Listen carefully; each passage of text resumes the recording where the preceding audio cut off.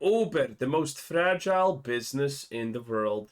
Uber has always struggled to be profitable from day one.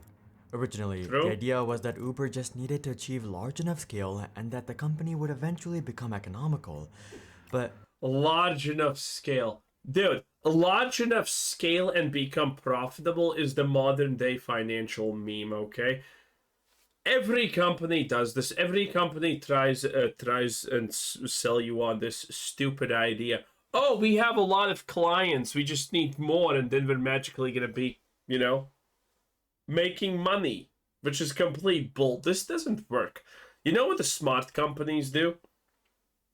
The smart companies just get a bunch of people, keep investors pumping in the cash with promises of, oh yeah, just a little bit more people, and then we're gonna make a profit, boy, don't you worry about it. And then they just sell themselves to some bigger company because they have a large network, and that's pretty much it. That's what the smart ones do. This typically does not happen, okay? Getting a lot of people interested in your free product that is one click and done, yeah, you're not gonna make that profitable probably. In any way. It's gonna be really hard. So most companies fail. in reality, the larger Uber grew, the more money they burned. As In fact, always. during 2019, 2020, and 2022, Uber was burning as much as $10 billion per year. It seemed that things were finally turning around in 2023 as Uber started putting in a few profitable quarters. That's why Wall Street analysts were expecting that Uber would profit a solid $474 million in the first quarter of 2024. But Uber didn't just come in with a lower amount of profit. They actually came in with a bigger loss than analysts were expecting them to profit. See, this is why I'm a financial analyst, boys. Look at this. You estimate that they're gonna make almost 50 million in profits. Then what happens? Well, they lose almost 70 million in profits. And you know what? As an analyst, you did nothing wrong. As long as you can explain to people why that was unforeseen, unpredictable, and why it's not your fault, and as long as you lie good, you never made a mistake, boys. It's like being a weather spokesperson, you know? You could be wrong, it's the weather, who knows? At the end of the day, you're never wrong. Coming in at $654 million. Now, granted, much of this loss was due to poor performing investments and illegal settlements, but it just goes to show you I mean, that's just literally a part of the game. Also, considering they lost almost 700 million, that wasn't just small things. how fragile Uber's business still is. One downturn in the market or a few legal settlements is all it takes to make the company wildly unprofitable, and that makes sense when you consider how thin their margins are. Uber's gross margins themselves only come in at 40%.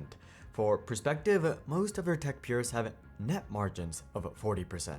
Meanwhile, Uber's net margin Well, this is true, but if you're, for example, selling car parts and you're like making 7%, you're like, holy shit! In revenue, you're like, oh my god, well, what a time to be alive. Yeah, it's completely different for on the online industry. The numbers just don't match. It's insane. margins barely come in at 2 to 4%. So all it takes is a few If it's 4%, then they're kind of doing almost okay for a retail store. percentage swing in ridership, cost per mile, surge pricing, or incentives, and Uber is back in the red. If you ever pointed out these concerns to Uber's ex-CEO Travis Kalanick, he would be quick to point you to how good revenue growth is. But if you take a look at revenue today, you'll see that Wait, what does revenue growth matter even? it's very much starting to level out as Uber reaches market saturation. It's a similar story with valuation as well. Between 2009 and 2018, Uber rocketed from a seed valuation of 3.86 million to an IPO of 82 billion, aka a 21,000x. But over the past 5 years, Uber has barely grown 50%. Clearly, Uber is maturing from a size and revenue perspective, but their bottom line and stability are just as volatile as ever. Bro, listen, you know how we know we're at the end of days? It's the fact that It's the fact that this is what he said. as ever. So here's how No, Uber wait. A little bit more back. Okay, here we are. Listen. 21,000x. But over the past 5 years, Uber has barely grown 50%. Okay, this is how we know we're at the end of days. When you look at a stock and it's growing fucking 10% per year on average, and you're like, that's bad. That's really good. That is good. That is good money. That is respectable. That's really bad. Okay, that the fact that you think that's not good enough. That is no. Anyone who says that 10% a year is not good is most likely trying to sell you a crypto investment course. Clearly, Uber is maturing from a size and a revenue perspective, but their bottom line and stability are just as volatile as ever. So here's how Uber became the most fragile business in the world.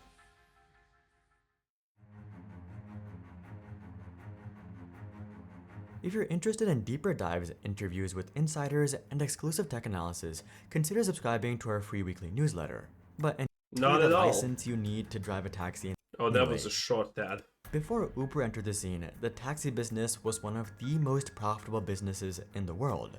Not for drivers, but for taxi medallion owners. If you're not familiar with the taxi medallions, they're basically the license you need to drive a taxi in the US. This might sound a bit weird in the modern world of rideshare, where anyone can just open an account on Uber and become a driver. But back in the day, becoming a taxi driver was a long and arduous process, not to mention extremely expensive. This was very much on purpose.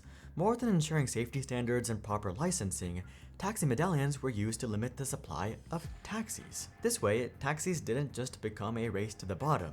I mean, they still kind of did, but taxi medallions slowed the process. Yeah. Year after year, taxi medallions became more and more expensive. In fact, taxi medallions are one of the best performing asset classes of all time.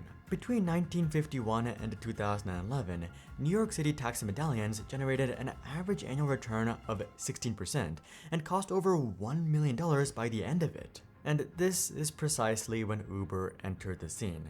On one hand, Uber was democratizing the market by blatantly ignoring traditional taxi regulations and creating their own market driven purely by supply and demand. This naturally won them a lot of pushback from local governments and the traditional taxi industry. In fact, in 2010, San Francisco issued UberCab, which is what they were originally called, a cease and desist, which included penalties of up to $5,000 per instance of UberCab's operations and up to 90 days in jail for every day UberCab continued to operate. Oh yeah, I remember this one. It was kind of hilarious, honestly. Just goes to show you how much they hated Uber. Eventually, Uber Well, no shit, it's competition. Who doesn't hate competition? would make it past this pushback with the help of public. If I could be the only YouTuber on YouTube, I would take that in a heartbeat. You know how much money I would make in just a single day? Enough to retire. Support. But For my next 5 reincarnations. they kind of just doomed themselves. You see, initially economics weren't an issue for Uber because they weren't directly competing with taxis. They actually offered a premium service with black Lincolns that cost 50% more than taxis. This is why the original service didn't even have a tipping feature. Uber was already a premium service with premium pricing, so there was really no need for tipping. But all of this changed with Lyft. Unlike Uber, who was focused on procuring private drivers, Lyft focused on ride-sharing and carpooling. In other words, they let anyone with a car become a Lyft driver. Uber would of course match this move by offering their own version of this called UberX, which was 35% cheaper, and this officially set off the race to the bottom. As a low-margin business to begin with, it didn't take long for Uber and Lyft to reach the bottom, and let's just say, they didn't I love races to the bottom, it's always funny. stop there. In their quest for maximum market share, Uber and Lyft would go beyond the bottom, aka they would begin subsidizing rides heavily. The idea was that once people got hooked and they won the market, they could just increase prices. Fast forward Yes, this is what everyone thinks and does, and then they get crushed. Under the fact that someone randomly becomes big because they're too greedy. A classic story of the ages. 12 years and ride-sharing has become a lot more expensive, but neither Lyft nor Uber has become any more profitable, which brings us to the fundamental problem with all of these ride-hailing businesses.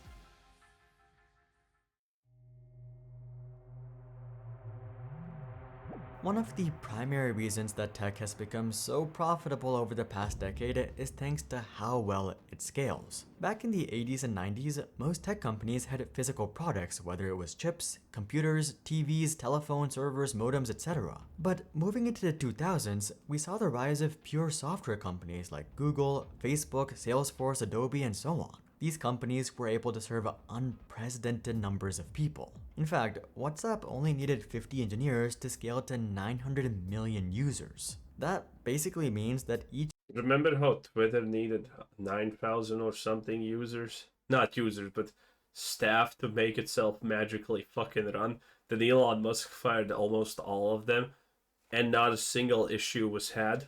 Yeah. engineer was able to serve 18 million customers. This unprecedented leverage is what allows software companies to scale so fast and be so profitable. But when it comes to companies like Uber, Lyft, DoorDash, Grubhub, and Instacart, there's not much engineering efficiency. For every single ride, you still need a driver. It's not like one driver is suddenly able to serve 18 million customers with the help of Uber. The fundamental Yeah, but everyone can be an Uber. One of Uber's also biggest problems that it is facing is the fact that, well, who's working at Uber? People with low educations and people who get more by doing Uber than actually doing a normal job, aka an average slash lower class job, right? So, what's the problem here in that case? Because it seems great. All you technically need is a driver's license, right? Wrong. Because everyone who works in Uber as a driver, sooner or later understands the one simple truth about Uber. If you get sick, you're fucked.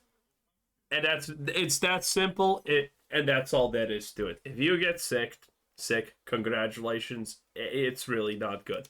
mechanics of the taxi business were still the same. All Uber was really solving was the hassle of getting a taxi and paying for one.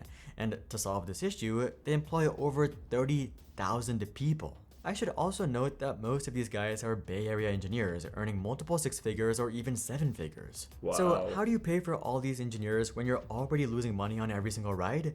Well, the answer is dilution, some more dilution, and then even more dilution. I'm not even exaggerating. Every employee's compensation is purely thanks to dilution. Base salary and bonus are paid for using investor capital, which dilutes the company. In fact, can you guess how much money Uber has raised over the years? Maybe 1 billion, 2 billion, or That 5? is pretty funny, though, have to say. But okay, Uber, keep doing your thing, I guess. Billion? Well, the answer is 25.2 billion. And that's just the cash that was raised. That is a Uber was lot able to of avoid money. raising even more cash by paying out billions in stock-based compensation. Last year alone, Uber paid out nearly $2 billion in stock comp, and over the years, they've paid out more than $10 billion in stock comp. In other words, Oh, Jesus, that is a lot. This is so questionable, honestly. Uber has experienced well over $35 billion worth of dilution over the years. Today, Uber is worth $137 billion, but compared to what was put in, that's not even a 4x, as opposed to some sort of 10,000 or 20,000x return, a true testament to just how poorly Uber has scaled. And that makes perfect sense when you consider that Uber was expanding supply. Wait, who exactly has this magical 20 billion time return?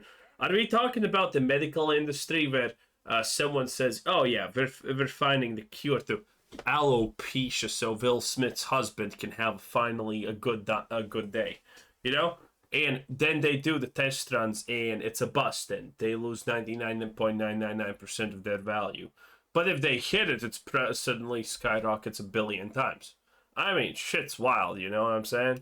By letting anyone be a driver and subsidizing rides to maximize market share. They were essentially burning the candle from both ends, and then came Uber Eats, which just accelerated the burn even more. From a theoretical standpoint, food delivery platforms like Uber Eats and DoorDash seem like a cool concept. You can basically turn any restaurant. It's a cool concept on Twitter where you can watch someone deliver Uber Eats and then he's like, you didn't tip me! boom, boom. You didn't get me. I'm gonna kill you. That's good times. Jesus Christ. Okay, listen. If your job is something that you need to rely to survive on tips, maybe get a real fucking job, loser. Okay, how about that? Restaurant into a delivery restaurant. But Even McDonald's workers who get your order wrong 5 out of 5 times are better than you. there's a reason that not every restaurant is a delivery restaurant. It takes shrewd economics and perfect logistics to make delivery-based restaurants work. When you just go around connecting random customers with random drivers with random restaurants, you introduce an extraordinary amount of friction and overhead. Customers end up paying more than ever. Restaurants end up earning less than ever. Platforms like Uber and DoorDash end up burning all of their money on expansion engineers, and drivers get paid next to nothing. In other words, even though customers are paying a crap ton, no one ends up winning because all the money is just burned on convenience. The bottom line is that not all app-based businesses scale the same way, and there's no better example than Uber. Yeah, true, I guess. True, yeah, true. I mean, Uber has a lot of problems, obviously. But, that's just life. An uncertain future. Yeah, okay, that's the speculation where Uber is gonna go up the stream or down the stream. Who knows, right? Anyway, that was pretty funny. Logically answered everyone. 10 out of 10. Have a nice day. Bye bye.